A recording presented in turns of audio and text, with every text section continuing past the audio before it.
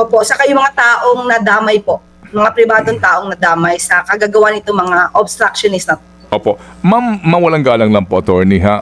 Dito ho sa pagkakataong ito, kasi nga kami po sa amin pong programa, yun din po ng paggalang sa pamilya ng mga nasa sangkot dito.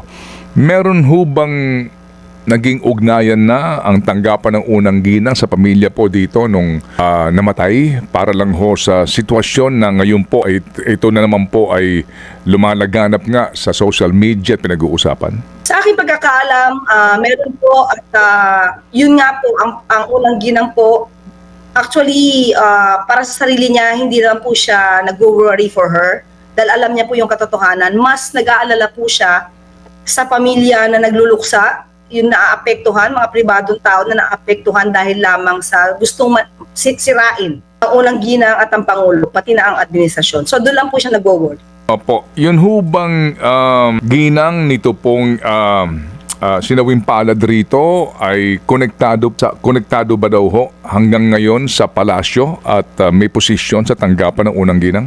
Yes po. Opo, at ngayon ho ba ay bumapasok na po o naka-leave pa rin po siya? Nagtatrabaho na po. Bawal po sa amin ng bakasyon masyado. Hindi po allowed. Dapat trabaho. Bawal ang bakasyon-bakasyon. Okay, sige po. Sa biyahe po ngayon ni Presidente Marcos sa Amerika,